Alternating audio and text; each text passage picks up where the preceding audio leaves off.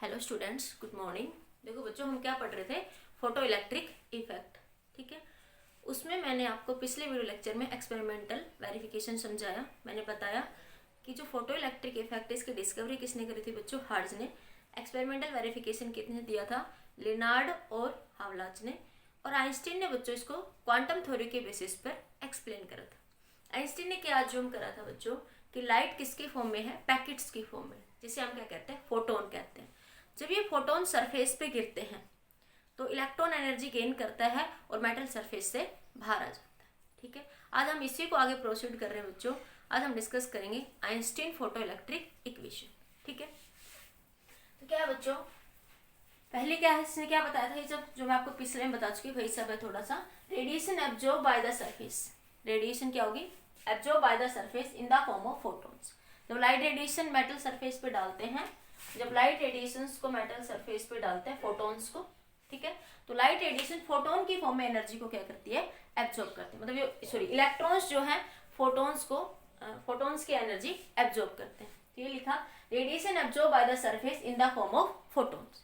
ठीक है, जैसे फोटोन गिरेगा, इलेक्ट्रॉन फोटोन की एनर्जी को एब्जॉर्ब करेगा और मेटल सरफेस से बाहर आएगा। Energy of each photon depends upon the frequency. Energy of each photon किस पे डिपेंड करती है बच्चों? फ्रीक्वेंसी पे डिपेंड करती है। ठीक है, one photon can interact with the one electrons. एक फोटोन एक ही इलेक्ट्रॉन से इंटरेक्ट करता है, ये ध्यान रखना। एक फोटोन एक ही इलेक्ट्रॉन से क्या करता है? इंटरेक्ट करता है आपके पास। ठीक है, interaction between the photon and electron is elastic collision. जो उसने अज्यूम करा था बच्चों, वो क्या माना था कि फोटोन इलेक्ट्रॉन के बीच में जो इंटरेक्शन हो रहा है वो इलास्टिक कोलिजन है। ठीक है, काफी हद तक ये थोड़ी, इससे काफी रिजल्ट्स हमारे प्रूव भी हो गए थे। इसका मतलब क्या है बच्चों? एक इलेक्ट्रॉन एक ही फोटोन को क्या करता है? एक फोटोन जो है एक इलेक्ट्रॉन को इजेक्ट करता है and photon transfer its complete energy to the electrons. ठीक है, फोटोन गिरेगा और अपनी कंप्लीट एनर्जी को किसको ट्रांसफर कर देगा बच्चों? इलेक्ट्रॉन को। ठीक है, it energy sufficiently then comes out to the surface. अगर आपके पास फोटोन की एनर्जी इलेक्ट्रॉन से ज्यादा है, अगर फोटोन की एनर्जी इलेक्ट्रॉन से ज्यादा है तो एनर्जी को गेन करेगा और मेटल सरफेस से क्या आ जाएगा? बाहर आ जाएगा। इलेक्ट्रॉन जो है मेटल सरफेस से बाहर आ जाएगा। कोई टाइम लैग नहीं होगा बच्चों, एक इंस्टेंटेनियस प्रोसेस है। फोटो इलेक्ट्रिक इफेक्ट एक इंस्टेंटेनियस प्रोसेस है। There is no time lag between the photon falls and electrons ejected. Photon falls और इलेक्ट्रॉन्स के रिजेक्ट होने में बच्चों कोई टाइम लैग नहीं होता, कोई टाइम नहीं होता। ये कि इंस्टेंटेनियस प्रोसेस है। टाइम जो है 10⁻⁻⁹ नैनोमीटर। नैनोमीटर से भी कम टाइम में इलेक्ट्रॉन्स जो है बच्चों मेटल सरफेस से बाहर आ जाता है। एक बार छोटा सा पॉइंट है, नोट करो, फिर आगे डिस्कस करते हैं। बेसिक थोड़ा सा, तो फोटो इलेक्ट्रिक इफेक्ट कैसी प्रोसेस है बच्चों? एक इंस्टेंटेनियस प्रोसेस। ठीक है, इसमें कुछ पॉइंट ध्यान रखना कि एक फोटोन सिर्फ एक ही इलेक्ट्रॉन्स को इजेक्ट करता है। ठीक है, कोलिजन कौन सा कंसिडर करा था बच्चों? Elastic collision. इसी के बेसिस पे आइंस्टीन ने इस फोटो इलेक्ट्रिक इफेक्ट को एक्सप्लेन दिया करा था। ठीक है, नोट हो गया बच्चों? अब देखिए बच्चों, यहां से आपके पास दूसरा क्या माना उसने कि जैसे अगर हम intensity of light radiation increase करते हैं, दूसरा कंसेप्ट क्या था बच्चों? अगर intensity of light radiation increase करते हैं तो फोटो इलेक्ट्रिक इफेक्ट क्या हो जाता है? फोटो करंट क्या हो जाता है? Increase. Photo current directly proportional था बच्चों किसके?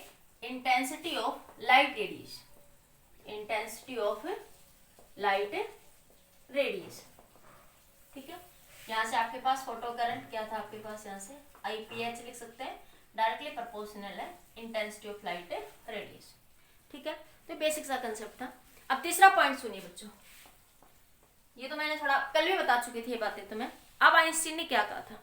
आइंस्टीन ने कहा कि जब ये फोटोन मेटल सरफेस पे गिरेंगे, आइंस्टीन ने कहा कि जब ये फोटोन्स मेटल सरफेस पे गिरेंगे, ये जो फोटोन है बच्चों, पैकेट्स की फॉर्म में लाइट आ रही है, ये मेटल सरफेस पे गिरेंगे तो electron get some energy and comes out from the metal surface. ये जो टोटल एनर्जी होगी बच्चों, जो इलेक्ट्रॉन्स की जो टोटल एनर्जी है फोटोन की, जो टोटल एनर्जी है वो किसके बराबर होगी आपके पास? ठीक है, तो उसने कहा कि जो total energy of the photon किसके बराबर होगी? यहां से आपके पास kinetic energy of the electron plus energy required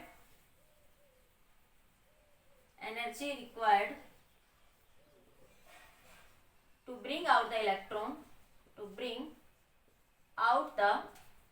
electron plus energy for the collision, energy lost in the collision, energy lost in collision before emission, ठीक है। इसको बच्चों वर्क फंक्शन कह सकते हो, इक्यू अमाउंट ऑफ एनर्जी, ठीक है। उसने कहा जो टोटल एनर्जी है फोटोन की बच्चों, तो टोटल एनर्जी जो फोटोन की एक फोटोन की एनर्जी कितनी हो सकती है बच्चों, एच न्यू। एक फोटोन की जो एनर्जी है टोटल वो क्या होगी, एच न्यू। तो जो एच न्यू एनर्जी है, जब ये फोटोन यहाँ पे गिरेगा एक इलेक्ट्रॉन पे, तो कुछ एनर्जी तो इलेक्ट्रॉन्स को लिबरेट करने में यूज हो जाएगी। मतलब उसका वर्क फंक्शन कितना है, वर्क फंक्शन का मतलब कल भी बताया था, the minimum amount of energy which is required to remove the electron from the metal surface. Electron को लिबरेट करने में कितनी एनर्जी चाहिए सरफेस से, तो वो क्या था बच्चों, वर्क फंक्शन। तो मान लिया आपके पास बच्चों, मैं यहाँ पे बनाती हूँ एनर्जी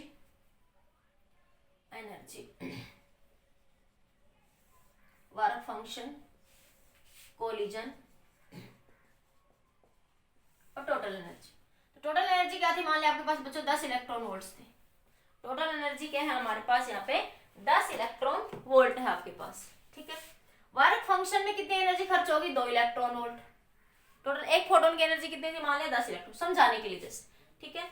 तो आपके पास वर्क फंक्शन में कितनी यूज होगी बच्चों, 2 इलेक्ट्रॉन वोल्ट। कोलिजन में मान लिया आपके पास 3 इलेक्ट्रॉन वोल्ट यूज होगी, ठीक है। तो काइनेटिक एनर्जी कितनी बचेगी बच्चों, यहाँ पे 5 इलेक्ट्रॉन वोल्ट, या रिमेनिंग एनर्जी कितनी बची, यहाँ पे 5 इलेक्ट्रॉन वोल्ट। टोटल एनर्जी एक फोटोन की इतनी थी, 2 इलेक्ट्रॉन वोल्ट इसको लिबरेट करने में यूज होगी, और 3 इलेक्ट्रॉन वोल्ट कोलिजन में खर्च होगी। जब इलेक्ट्रॉन आएगा तो बहुत सारे इलेक्ट्रॉन्स है वहां, उनसे कहीं ना कहीं कोलिजन में भी यूज होगा बच्चों, कोलिजन में भी कहीं ना कहीं टकराएगा, एनर्जी को खर्च करेगा।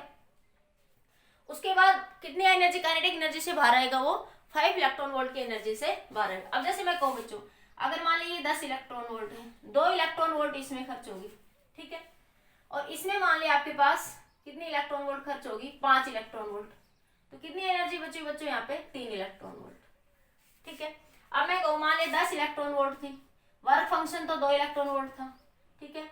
इसमें आपके पास 8 इलेक्ट्रॉन वोल्ट खर्च होगी, तो यहाँ इलेक्ट्रॉन की काइनेटिक एनर्जी क्या होगी, 0। अगर कॉलेज में 8 इलेक्ट्रॉन खर्च होगी तो क्या होगी आपके पास, 0। तो मतलब जो ये काइनेटिक एनर्जी है बच्चों, कहां से कहां तक वेरी कर सकती है, 3 से 5 के बीच, इन जनरल हम कह सकते हैं, ठीक है। तो आपके पास क्या हुआ, उसने कहा कि जब फोटोन मेटल सरफेस पे गिरेगा, जब फोटोन जो है बच्चों किस पे गिरेगा, मेटल सरफेस पे, तो kinetic energy of the electron, तो कुछ एनर्जी तो क्या होगी बच्चों, उसके वर्क फंक्शन में खर्च हो जाएगी, कुछ एनर्जी इलेक्ट्रॉन्स को काइनेटिक एनर्जी के रूप में खर्च होगी, और कुछ एनर्जी कोलिजन में इलेक्ट्रॉन क्या कर देगा, लॉस कर देगा। Energy lost in collision before the emission, ठीक है। जैसे फोटोन गिरा बच्चों, तो यहाँ बहुत सारे इलेक्ट्रॉन है, तो कुछ एनर्जी तो उसको इलेक्ट्रॉन्स को वर्क फंक्शन में खर्च होगी, फिर इलेक्ट्रॉन आगे बढ़ेगा तो इस इलेक्ट्रॉन से टकराएगा, इसमें भी कुछ ना कुछ एनर्जी तो बच्चों लॉस होगी, फिर इलेक्ट्रॉन कुछ सफिशिएंट एनर्जी को लेता हुआ बाहर आएगा। तो ये मतलब है कि जो टोटल एनर्जी है बच्चों इलेक्ट्रॉन फोटोन की, total energy of the photon, ये क्या बच्चों, टोटल एनर्जी ऑफ फोटोन, ठीक है। जो फोटोन की टोटल एनर्जी है वो इस तरीके से क्या हो रही है, यूज हो रही है। तो यहां से मैं क्या लिख सकती हूँ बच्चों, टोटल एनर्जी ऑफ फोटोन क्या होती है बच्चों, ई मान लो मैं, बराबर, अगर ये अब बी बराबर काइनेटिक एनर्जी, मैक्सिमम एनर्जी से कितना बाहर आ सकता है आपके पास, वो प्लस इलेक्ट्रॉन की मैक्सिमम काइनेटिक एनर्जी क्या हो सकती है, तो चलो हम के मैक्सिमम लिख लेंगे बच्चों, कितनी मैक्सिमम एनर्जी से वो बाहर आ सकता है, उस सिचुएशन की बात कर रहा हूँ। तो यहाँ पे मैक्सिमम काइनेटिक एनर्जी 3 हो सकती है, ठीक है। इन जनरल बाद में बात कर लेंगे, इतना लिख लो। फिर एनर्जी रिक्वायर्ड टू 5 मतलब बच्चों वर्क फंक्शन, 5 क्या था यहाँ पे, वर्क फंक्शन, किसी किसी बुक में से W से भी लिख देते हैं, ठीक है। Plus energy lost in collision, energy lost in collision, Q मान ली मैंने, energy lost in the collision, इतना नोट करिए बच्चों। आइंस्टीन ने कहा कि जैसे ही फोटोन इलेक्ट्रॉन पे गिरेगा तो कुछ पार्ट एनर्जी का वर्क फंक्शन की फॉर्म में खर्च हो जाएगा, कुछ पार्ट कोलिजन की फॉर्म में खर्च हो जाएगा और कुछ पार्ट इलेक्ट्रॉन जो बची हुई एनर्जी है वो उसकी फॉर्म में, काइनेटिक एनर्जी की फॉर्म में इलेक्ट्रॉन्स बाहर आ जाए। नोट करिए बच्चों एक बार जल्दी से।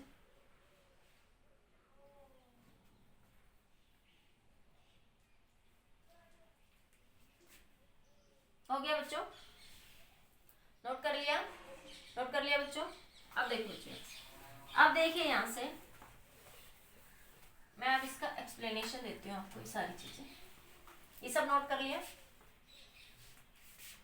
तो क्या था बच्चों, मैंने क्या कहा, जो टोटल एनर्जी ऑफ फोटोन है वो किसके बराबर है, kinetic energy of the electron, kinetic energy of the electron plus work function required two electron plus collision in the electrons. ठीक है, तो मैं इसको ऐसे लिख दूं बच्चों, काइनेटिक इलेक्ट्रॉन के लिए बात कर रहे हैं कि एनर्जी, टोटल एनर्जी को इलेक्ट्रॉन कैसे यूज कर रहे हैं। क्यों, क्या है बच्चों, कोलिजन में जो एनर्जी यूज हो रही है, कि जो एनर्जी कोलिजन में यूज हो रही है। अब बच्चों इस इक्वेशन में क्या हम मानते हैं कि ये इक्वेशन जो हम ड्राइव करते हैं बच्चों, ठीक है, इसमें ये मानते हैं कि कोलिजन की फॉर्म में एनर्जी का लॉस नहीं हो रहा। हमने ये माना कि there is no loss of energy, मतलब ये सिचुएशन कंसिडर कर रहे हैं कि यहाँ पे कोलिजन में कोई एनर्जी का लॉस नहीं हुआ। कितना एनर्जी है ये, 8 इलेक्ट्रॉन वोल्ट। ये मैं यही लिख देती हूँ 10 इलेक्ट्रॉन वोल्ट, या सबसे ऊपर लिख दूं 10 इलेक्ट्रॉन वोल्ट, 2 इलेक्ट्रॉन वोल्ट, यहाँ पे 0, और ये यहाँ पे कितनी आ गई आपकी 8 इलेक्ट्रॉन वोल्ट। ठीक है, तो जो टोटल एनर्जी का वेरिएशन होगा इसका, वो किसकी फॉर्म में, समझाने के लिए जस्ट आपको 3 से 8 के बीच में क्या होगा, वेरिएशन होगा। तो ये माना बच्चों की कोलिजन में कोई एनर्जी का लॉस नहीं हो रहा। ठीक है, जब हम ये सारे कंसेप्ट ड्राइव कर रहे हैं उसमें क्या अज्यूम करा कि there is no loss in collision. If Q क्या है बच्चों, 0, no loss in collision, no loss of energy, assume no loss of energy, loss of energy in the collision। ठीक है, कि कोलिजन में किसी एनर्जी का बच्चा लॉस नहीं हो रहा। टोटल एनर्जी का एक फोटोन की एनर्जी क्या होती है बच्चों, h न्यू। ठीक है, तो मैं यहां से क्या लिख सकती हूँ, E is equal to kinetic energy plus में 5 वर्क फंक्शन।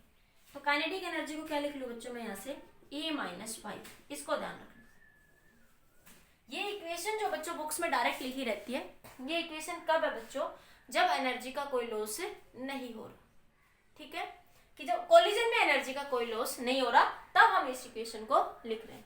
ठीक है, तो मैक्सिमम काइनेटिक, तो देखो जब कोई एनर्जी का लॉस नहीं हो रहा, कोई एनर्जी का, मैं कहती हूँ मैक्सिमम वर्ड बाद में बताती हूँ, कोलिजन में कोई एनर्जी का लॉस नहीं हो रहा, तो एनर्जी क्या है, काइनेटिक एनर्जी क्या होगी बच्चों, इलेक्ट्रॉन की मैक्सिमम। कोलिजन में जब एनर्जी का कोई लॉस नहीं हो रहा तब kinetic energy of the electron क्या होगी, मैक्सिमम।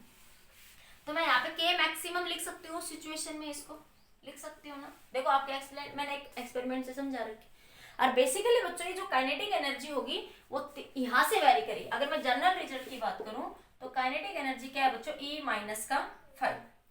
ठीक है, E माइनस का 5। इसका मतलब क्या है कि काइनेटिक एनर्जी जो है E और 5 की रेंज में वेरी करेगी, मतलब कि 8 इलेक्ट्रॉन वोल्ट से 3 इलेक्ट्रॉन वोल्ट के बीच में वेरी करेगी। ये जनरल नहीं है, ये समझाने के लिए, ये मैंने कोई भी एक एग्जांपल लेके आपको समझाया, पर आप ध्यान रखेंगे कि मैक्सिमम से मिनिमम के बीच में क्या कर रही है, वो वेरी कर रही है। यहाँ पे मैंने मैक्सिमम क्यों लिखा बच्चों, क्योंकि मैंने माना कि कोलिजन के अंदर एनर्जी का कोई लॉस नहीं हो रहा। ठीक है, आप बात समझ में। अब देखो बच्चों बिल्कुल इजी है, आप कोई दिक्कत नहीं है, यहाँ तक ही समझना था। एनर्जी ऑफ फोटोन क्या होती है बच्चों, h न्यू। कल के लेक्चर में बताया था थ्रेशोल्ड फ्रीक्वेंसी, फाई क्या होता है, h nu naught, f naught लिख लो। ठीक है, थ्रेशोल्ड फ्रीक्वेंसी क्या थी बच्चों, minimum amount of frequency which is required to eject the electron from the metal surface. मतलब मेटल सरफेस से इलेक्ट्रॉन को लिबरेट करने के लिए कि मिनिमम कितनी फ्रीक्वेंसी का फोटोन होना चाहिए, उसे क्या कहा था आपने, थ्रेशोल्ड फ्रीक्वेंसी। ये एफ नोट क्या था बच्चों हमारे पास यहाँ पे, थ्रेशोल्ड फ्रीक्वेंसी। ठीक है, ये हमने कल के लेक्चर में समझाया था आपको। तो यहाँ पे मैं क्या लिख सकती हूँ बच्चों, माइनस का एच एफ ही लिख लो, फ्रीक्वेंसी को मैं एफ से लिख रही हूँ बच्चों, एच एफ माइनस का एच एफ नोट। ठीक है, इतना नोट करिए बच्चों जल्दी से, ये तो सब नोट कर लिया होगा।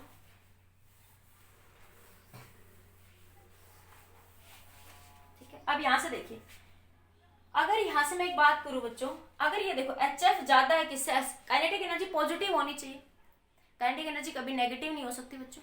काइनेटिक एनर्जी हमेशा क्या होती है, पॉजिटिव, ठीक है।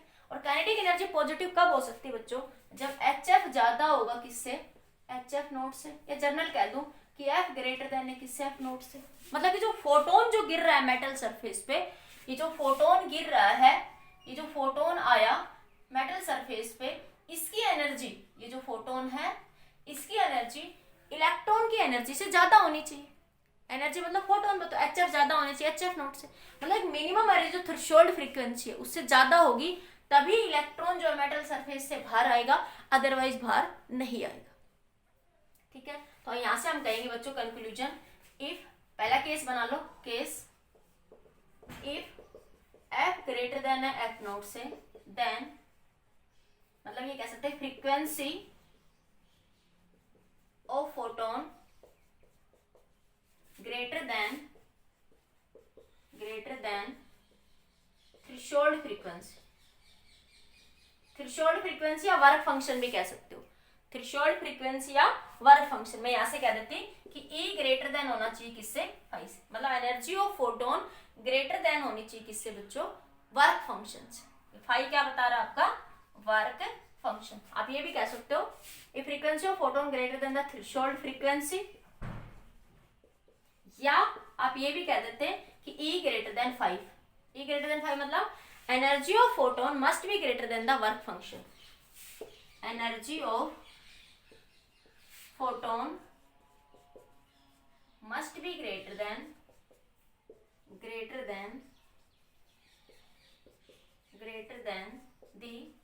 वर्क फंक्शन, ठीक है। तभी जो है बच्चों आपका इलेक्ट्रॉन जो है मेटल सरफेस से बाहर है। ये पॉइंट लिख लो, फिर मैं बस शॉर्ट में लिखती हूँ ये सारी बातें, ठीक है। Then electron eject from the metal surface, eject from the metal surface, ठीक है। नोट करिए जल्दी से।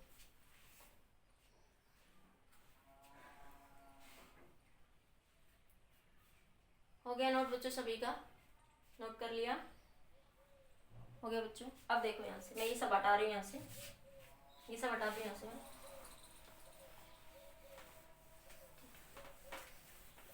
तो मेरे पास क्या है बच्चों, K मैक्सिमम बराबर है HF माइनस HF नोट, ठीक है। तो मैं यहाँ से कह सकती हूँ केस फर्स्ट में क्या बताया मैंने, ये आप सारा ध्यान रखना, मैंने एक बार थ्योरी में लिख दिया, मैं सीधा सीधा लिख रही हूँ। केस फर्स्ट ही था ये आपका, ये भी फर्स्ट ही है। F greater than F naught है, इलेक्ट्रॉन इजेक्ट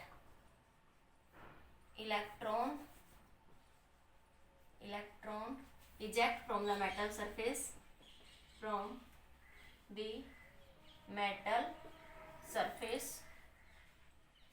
ठीक है। Case number 2, if F great is equals to F naught, then electron just liberate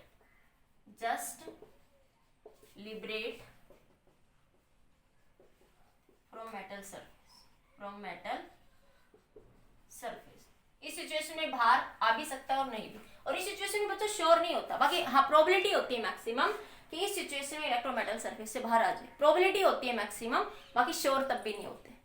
मैंने बताया कि हो सकता है कि सारे की सारी एनर्जी कोलिजन में लॉस हो जाए, ठीक है। इसमें पॉसिबिलिटी है बच्चों, इस केस में ये पॉसिबिलिटी है कि इस केस में पॉसिबल है, लेकिन श्योर तब भी नहीं होता, हो सकता है कि सारी की सारी एनर्जी कोलिजन में लॉस हो जाए, ठीक है। Case number 3, if F less than F naught, then electron never comes out from the metal surface। तो फोटो इलेक्ट्रिक इफेक्ट कब पॉसिबल है बच्चों, जब ये सिचुएशन पॉसिबल है, ठीक है। आप ये लिख सकते हैं possibility of the photo electric effect, possibility of photo electric effect, ठीक है। नोट कर लीजिए जल्दी से सारे point.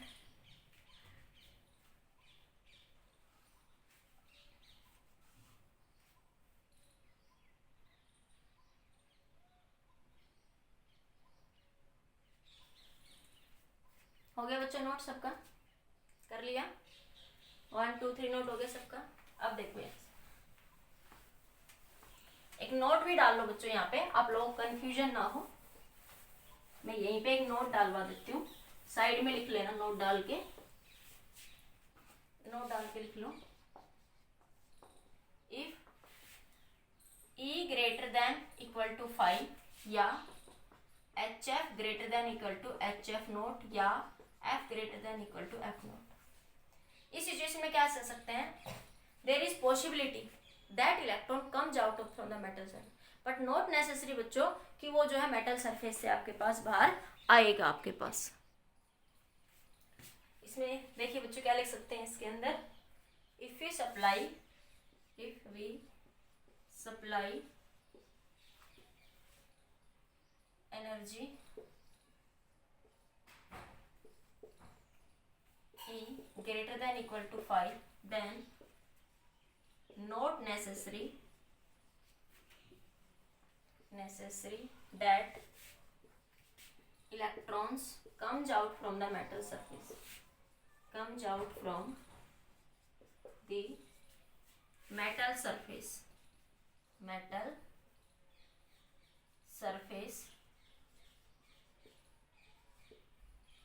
if E greater than equal to 5, ठीक है। अगर E greater than है 5 से, then ग्रेटर देन वाले सिंबल लिख लो बच्चों, 5 में तो सिर्फ पॉसिबिलिटी होती है। अगर E क्या है बच्चों, ग्रेटर देन है 5 से, electron may comes out from the metal surface,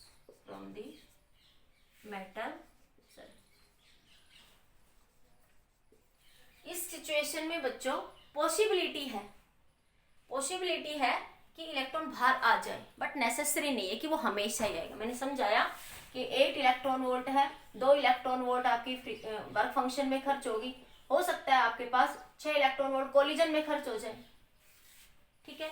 6 electron volt किस में खर्च हो जाए, कोलिजन में। तो हो सकता है इलेक्ट्रॉन बाहर ना आए, जैसे मैंने 10 का एग्जांपल लिया, 10 ले लो आप लोग, हो सकता है आपके 8 इलेक्ट्रॉन वोल्ट इसी में खर्च हो जाए, कोलिजन में, तो kinetic energy of the electron क्या हो जाएगी, 0।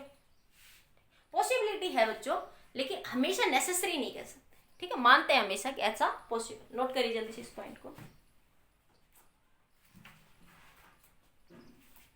ठीक है। नोट हो गया बच्चों। अब देखिए मैंने कल भी समझाया था आपको थ्रेशोल्ड फ्रीक्वेंसी क्या थी बच्चों, the minimum amount of energy which is required to remove the electron from the metal surface. तो हम यहाँ से कह सकते हो कि काइनेटिक एनर्जी का फॉर्मूला क्या था बच्चों, E माइनस का 5। अगर E greater than equal to 5 होगा, E की वैल्यू h न्यू 5, HF लिख लो, F लिख रही हूँ मैं फ्रीक्वेंसी को, HF बराबर 5, F किसके बराबर होगा 5/h। ये क्या कहलाएगी बच्चों, थ्रेशोल्ड फ्रीक्वेंसी। क्या कहलाएगी, कल भी बता दिया था, फिर भी एक बार बता दिया मैंने आज, थ्रेशोल्ड फ्रीक्वेंसी, ठीक है। मतलब ये यहाँ से कह सकती है ये वर्क फंक्शन, मतलब इतनी तो मिनिमम एनर्जी होनी चाहिए, इतनी एनर्जी तो मिनिमम होनी चाहिए, अदरवाइज इलेक्ट्रॉन कभी भी मेटल सरफेस से बाहर नहीं आएगा। ये बात कल भी बता दी थी, आज भी। अब बात करते हैं बच्चों स्टॉपिंग पोटेंशियल स्टेट। कल मैंने एक रिलेशन बताया था कि जब हमारे पास ये ट्यूब थी तो मैंने कहा था कि इलेक्ट्रॉन कैथोड से कहाँ जा रहा है बच्चों, एनोड। जब हम नेगेटिव पोटेंशियल देते हैं एनोड को, तो एक ऐसी स्टेज आती है, मिनिमम वैल्यू होती है पोटेंशियल की, जब फोटो इलेक्ट्रिक करंट क्या हो जाता है, 0, ठीक है। उसे क्या कहा था, स्टॉपिंग पोटेंशियल समझाई थी कल मैंने आपको, ठीक है। तो उसमें क्या बताया था कि उसमें मैक्सिमम से मैक्सिमम इलेक्ट्रॉन, जिस इलेक्ट्रॉन की स्पीड मैक्सिमम है वो भी वहां पे नहीं पहुंच रहा, उस सिचुएशन में उसकी सारी एनर्जी, काइनेटिक एनर्जी जो है किस में कन्वर्ट हो रही थी, वर्क डन में। तो हमने क्या एक रिलेशन पढ़ा था कि के मैक्सिमम को क्या लिख सकते हो, E इंटू में V नॉट, ठीक है। तो अब बात कर लेते हैं बच्चों डेरिवेशन फॉर स्टॉपिंग पोटेंशियल। ये इसी के अंदर ही आता है, आप लिखो तो लिख लो, बाकी हमारे ग्राफ में इसी में किसी बुक में लिख देते हैं डेरिवेशन फॉर स्टॉपिंग पोटेंशियल। बाकी यहाँ से लिख सकते हो आप लोग V नोट बराबर EV नोट बराबर H न्यू HF माइनस का HF नोट। तो V नोट क्या हो गया बच्चों, H/E F minus HF note by E, ठीक है। इसको हम एच एफ नोट लिख लो, या इसको ऐसे भी लिख सकते हैं H by E F minus, ये फाई नोट था मेरे पास, फाई वर्क फंक्शन, तो फाई बाई ई, ठीक है। इसको यहाँ से फाई लिख लो आप पहले, तो ये बन जाएगा E V naught minus H F minus का फाई, ई वी नोट की वैल्यू क्या बन जाएगी, H by E into F minus phi naught by E, ठीक है, वर्क फंक्शन। तो ये आगे बच्चों स्टॉपिंग पोटेंशियल। तो यहाँ से भी क्लियर हो रहा है कि जो स्टॉपिंग पोटेंशियल है किस पे डिपेंड कर रहा है बच्चों, फ्रीक्वेंसी पे। स्टॉपिंग पोटेंशियल किस पे डिपेंड करता है, फ्रीक्वेंसी पे। कल के लेक्चर में बताया था कि जो स्टॉपिंग पोटेंशियल है वो फ्रीक्वेंसी पे डिपेंड करता है, इंटेंसिटी ऑफ लाइट रेडिएशन पे बच्चों डिपेंड नहीं करता, ठीक है। तो यहाँ से ये देखो, ये इक्वेशन कुछ ऐसी बन गई, एम एक्स प्लस माइनस सी, ठीक है, लीनियर स्ट्रेट लाइन इक्वेशन की तरह दिख रहा है आपको कुछ। तो यहाँ से जो m आया, इसको मैं कंपैरिजन करूं तो m बराबर स्लोप होता है हमारे पास, तो मैं क्या कह सकती हूँ कि m किसके बराबर हो गया, h बाई ई। स्लोप क्या रहेगा बच्चों हमेशा यहाँ पे h by, it is same for all matter, it is same for all matter, ये कभी चेंज नहीं होगा बच्चों, सेम फॉर ऑल मैटर। क्यों बच्चों, देखो एक इलेक्ट्रॉन तो सभी मेटल में एक इलेक्ट्रॉन तो वैसा ही होता है ना, और एक्स ऑफ प्लैंक्स कांस्टेंट है, तो ये क्या रहेगा बच्चों, सेम रहेगा for all the metal. Note करिए इस पॉइंट को जल्दी से। अब इसका ग्राफ बनाते हैं बच्चों।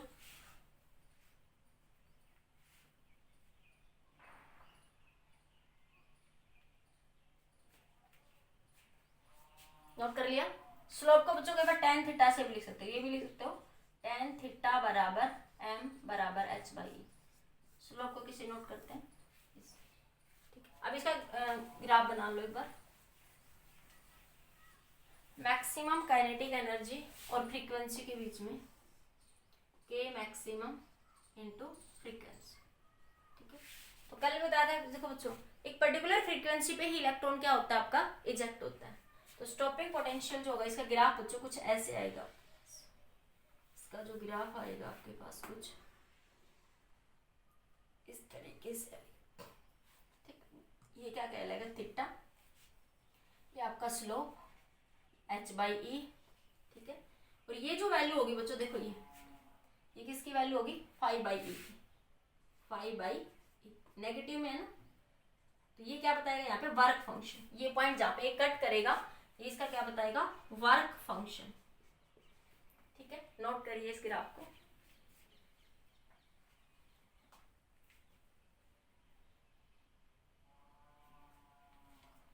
फाई क्या है बच्चों हमारे पास यहाँ पे, वर्क फंक्शन। ये फाई क्या है यहाँ पे, बार बार बता रही हूँ, वर्क फंक्शन, ठीक है। अगर दो मेटल हो बच्चों, अगर जैसे दो मेटल है, तो एक मेटल मान लो वो ये दे दे आपको कोई, ठीक है, जैसे एक मेटल ये दे दे यहाँ से, तो वो यहाँ पे कहीं कट करेगी, तो इसके लिए दो मेटल के लिए क्या हो जाएगा, ये इसके लिए स्लोप तो h बाई ई रहेगा, ठीक है, स्लोप सेम रहेगा। हाँ, ये वैल्यू चेंज हो जाएगी वर्क फंक्शन। जैसे ये मेटल ए कह दूं, ये मेटल मैं बी कह दूं, मेटल मेटल, ठीक है। तो इसके लिए ये एफ नोट हो गया, ये एफ नोट हो गया यहाँ पे, ठीक है।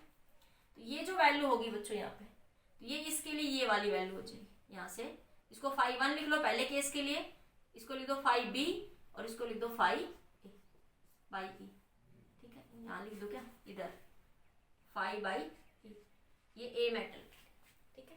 तो इसके लिए ये वर्क फंक्शन हो जाएगा फाइव ए, ये क्या आपका फाइव, ठीक है। जो ये नेगेटिव में है ना ये वैल्यू, देखो यहाँ पे, तो ये नेगेटिव में यहाँ पे कट करेगा, तो इस तरीके से हम इसका स्लोप बना लेंगे, ठीक है। बनाइए बच्चों जल्दी से। अगर दो मेटल हो तो इस तरीके से आप लोग बना सकते हो, अगर दो मेटल है तो आप इस तरीके से बना सकते हो, ठीक है। दो होगी तो दो के लिए कल भी ग्राफ बनाया था स्टॉपिंग पोटेंशियल और फ्रीक्वेंसी के बीच में, तो उसमें मैंने पूछा था उसी तरीके से बन, क्योंकि स्टॉपिंग पोटेंशियल किस पे डिपेंड करता है, क्योंकि सारे रिलेशन बच्चों एक साथ है कंक्लूजन। ये नोट कर लिया एक बार, हो गया। तो कल भी बताया था मैंने आपको स्टॉपिंग पोटेंशियल और फ्रीक्वेंसी के बीच में ग्राफ, कल जो स्टॉपिंग पोटेंशियल और फ्रीक्वेंसी के बीच में ग्राफ था दो मेटल के लिए, वो भी यही था, ये मेटल ए और ये मेटल बी थी, ठीक है। ये एफ नोट वन, ये एफ नोट टू, ये आपने इधर फ्रीक्वेंसी ले, ठीक है। तो क्या स्टॉपिंग पोटेंशियल जो बच्चों डायरेक्टली प्रोपोर्शनल होता है फ्रीक्वेंसी। तो कल एक रिलेशन समझाया था के मैक्सिमम किसके बराबर होता है, ईवी नोट के, ठीक है। और एक फोटोन ये रिलेशन किसके बराबर था, एच एफ की। तो इस रिलेशन से आप समझ सकते हो कि जो स्टॉपिंग पोटेंशियल है वो भी फ्रीक्वेंसी पे डिपेंड करता है, और जो काइनेटिक एनर्जी वो भी किस पे डिपेंड करता है, फ्रीक्वेंसी। और ये रिलेशन जो आ जाए इससे तो बिल्कुल ही क्लियर हो रहा है आपको, के मैक्सिमम एच एफ माइनस का एच एफ नोट, ठीक है। तो बिल्कुल साफ साफ क्लियर हो रहा है, यहाँ से मैथमेटिकली समझ आ रहा है कि जो कल थ्योरेटिकली समझाया था कि जो मैक्सिमम काइनेटिक एनर्जी वो फ्रीक्वेंसी पे क्या करती है बच्चों, डिपेंड करती है, ठीक है। और मैक्सिमम काइनेटिक एनर्जी किसके बराबर होती है, ईवी नोट के। तो स्टॉपिंग पोटेंशियल देखो, जो काइनेटिक एनर्जी फ्रीक्वेंसी पे डिपेंड कर रही है, अगर ये यहाँ से भी ध्यान नहीं है आपको तो यहाँ से देखो कि मैक्सिमम काइनेटिक स्टॉपिंग पोटेंशियल पे डिपेंड करती है, और जो मैक्सिमम काइनेटिक फ्रीक्वेंसी पे भी डिपेंड करती है। देखो मैं यहाँ से एक रिलेशन लिख सकती हूँ कि K maximum directly proportional to F, K maximum directly proportional to V naught. तो मैं यहाँ से कह सकती हूँ V naught directly proportional to F. समझ आ रहा है, आई थिंक समझ आ गया होगा सबको। तो ये थी बच्चों आपकी आइंस्टीन इक्वेशन, ठीक है, नोट कर लीजिए जल्दी से।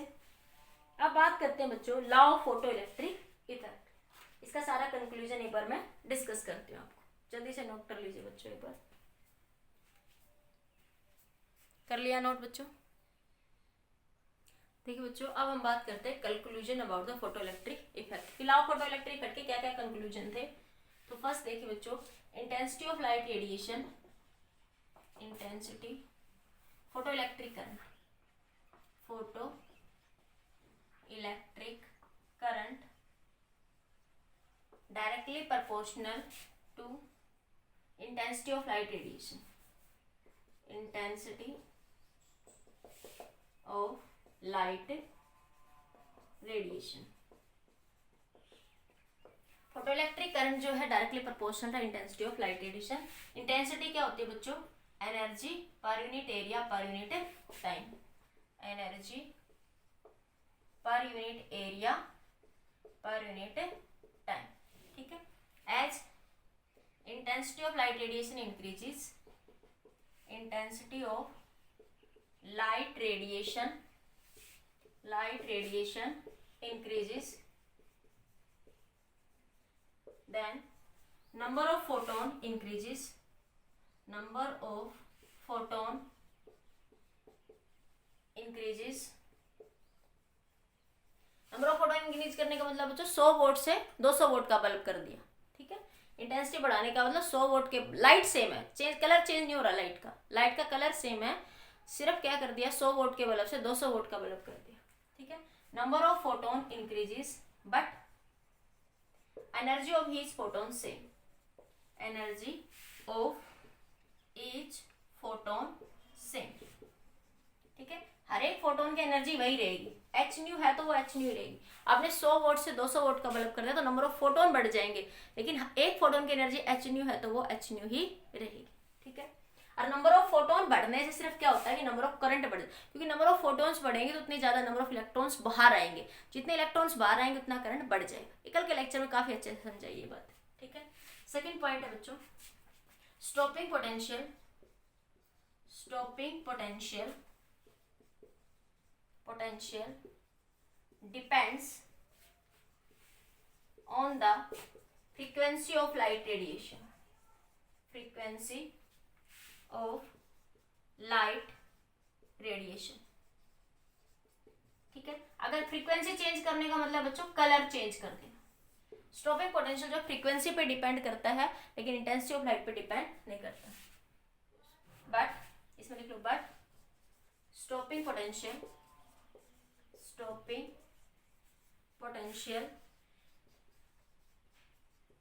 does not depends on the intensity of light radiation, intensity of light radiation, ठीक है। स्टॉपिंग पोटेंशियल जो है इंटेंसिटी पे डिपेंड नहीं करता। मैं यहाँ से लिख सकती हूँ V naught directly proportional to I की पावर 0। 0 का मतलब बच्चों इंटेंसिटी पे डिपेंड नहीं करता, ठीक है। किसी की पावर 0 1 हो जाती है, ठीक है। नोट करिए पॉइंट कि स्टॉपिंग पोटेंशियल फ्रीक्वेंसी पे डिपेंड करता है, stopping potential intensity of light radiation पे बच्चों डिपेंड नहीं करता। नोट करिए जल्दी से, हो गया क्लियर। नेक्स्ट पॉइंट देखिए,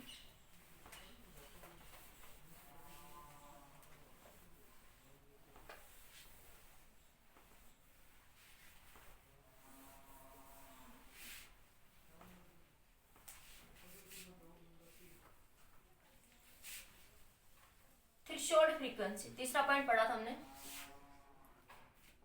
थ्रेशोल्ड फ्रीक्वेंसी। ठीक है, थ्रेशोल्ड फ्रीक्वेंसी मतलब वो मिनिमम फ्रीक्वेंसी जिस पे इलेक्ट्रॉन क्या होता है, इजेक्ट होता है। The minimum amount of energy, the minimum value of frequency, value of frequency which eject the electron from the metal surface, from the metal surface। Phi, इसको हम क्या कहते हैं, work function H, phi is equal to H F naught, और ये F not क्या होता है, थ्रेशोल्ड फ्रीक्वेंसी, थ्रेशोल्ड फ्रीक्वेंसी। ठीक है, photo electric effect threshold frequency पे डिपेंड करता है। ठीक है, अगला पॉइंट, जो फोटो इलेक्ट्रिक इफेक्ट वो पार्टिकल नेचर को एक्सप्लेन करते हैं। Photo electric effect, photo electric effect, photo electric effect explain the particle nature, particle nature का एक्सप्लेनेशन देता है। ठीक है, ना कि वेव नेचर के बारे में कोई एक्सप्लेनेशन। सिर्फ किसके बेसिस पे, photo electric effect depends on the particle nature, ऐसे लिख लो, depends on the particle nature. Wave nature पे डिपेंड नहीं करता, किस पे डिपेंड करता है, किसके बेसिस पे एक्सप्लेनेशन दिया था, पार्टिकल नेचर के बेसिस। क्या बताता है आपका पार्टिकल का वेव नेचर क्या बताता है, फोटो इलेक्ट्रिक इफेक्ट क्या बताता है, पार्टिकल का, पार्टिकल नेचर को एक्सप्लेन करता है, ना कि वेव नेचर को। ठीक है, उसके बाद लिखिए फोटो इलेक्ट्रिक इफेक्ट, मैं ऐसा लिखूं तो समझ जाना, पीई का मतलब photo electric effect is an instantaneous process. Instantaneous process का मतलब there is no time lag between incident photons and rejected electrons, means no time lag between incident photon and ejected electron। Note करिए जल्दी से note करिए बच्चों, हो गया note,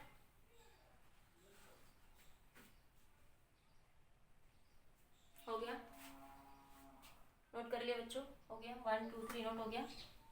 अब देखिए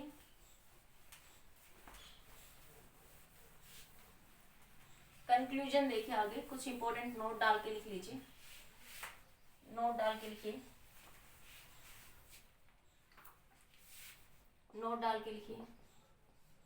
stopping potential does not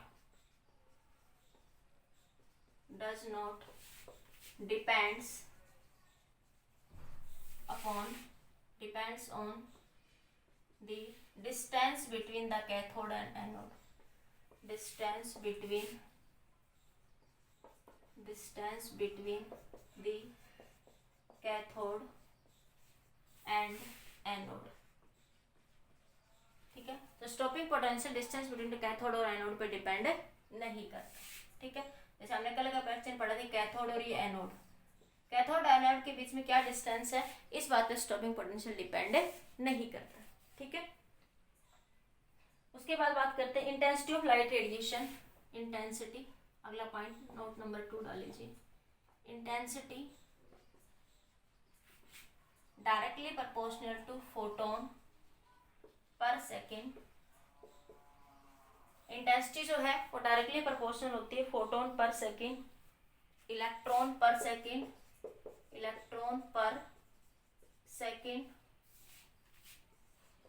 and directly proportional to the distance d square. ये एक साथ लिख दिया कि इंटेंसिटी फोटोन पर सेकेंड पे डिपेंड करती है, इलेक्ट्रॉन पर सेकेंड पे, और इनवर्सली प्रोपोर्शनल होती है डिस्टेंस d का स्क्वायर।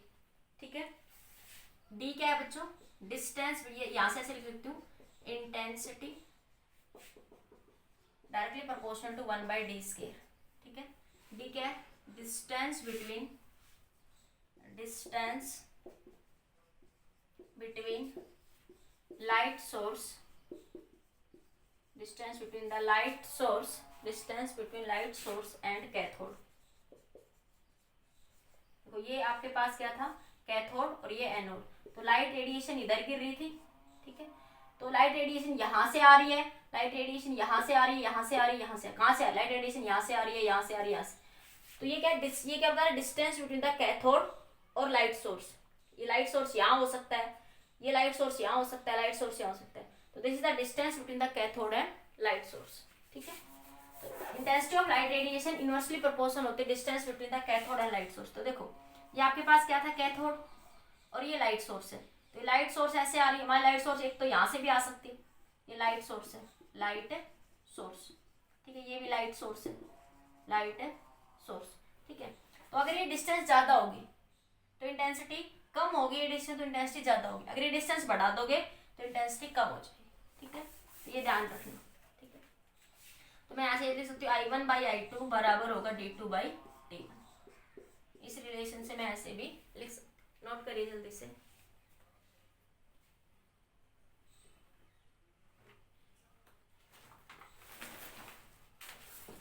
कर लिया नोट, हो गया। नेक्स्ट पॉइंट लिखिए, point number 3।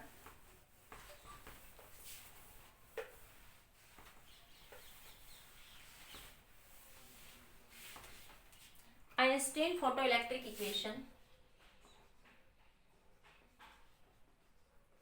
Photo electric equation based on the law of conservation of energy. Einstein photoelectric equation based on conservation of energy, conservation of energy. Einstein जो photoelectric equation है वो conservation of energy पे क्या करती है, depend करती है, ठीक है। Einstein explain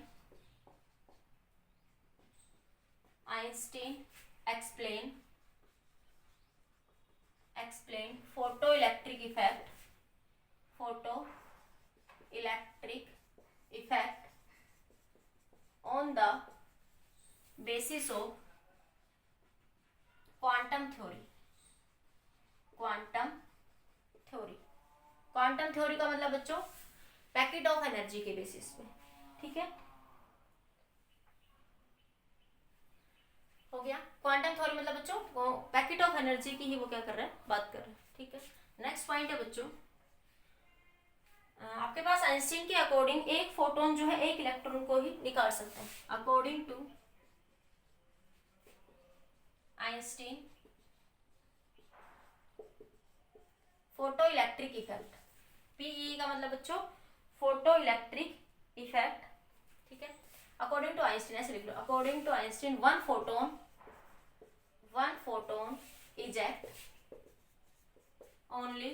ejected only one electron. एक फोटोन जो है बच्चों एक ही इलेक्ट्रॉन को क्या कर सकता है, आपका एजेक्ट कर सकता है आपके पास, ठीक है। According to Einstein one photon ejected only one electron whose work function greater than whose energy greater than the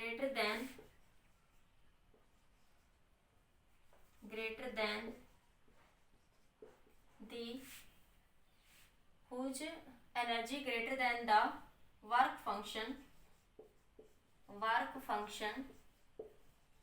of electron, ठीक है। एक फोटोन जो है एक ही इलेक्ट्रॉन को इजेक्ट कर सकता है। कब इजेक्ट करेगा बच्चों, जब energy of the photon greater then होगी किससे, वर्क फंक्शन से, ठीक है। तो ये बच्चों हमारे पास आइंस्टीन थ्योरी थी फोटो इलेक्ट्रिक इफेक्ट, ये हमने डिस्कस करा। नेक्स्ट वीडियो लेक्चर में ये थ्योरी वेव थ्योरी जो है आइंस्टीन की थ्योरी से फेल क्यों हो गई थी, इसके न्यूमेरिकल्स और बाकी कंसेप्ट अगले वीडियो लेक्चर में डिस्कस करें, ठीक है बच्चों। आज के लिए इतना ही।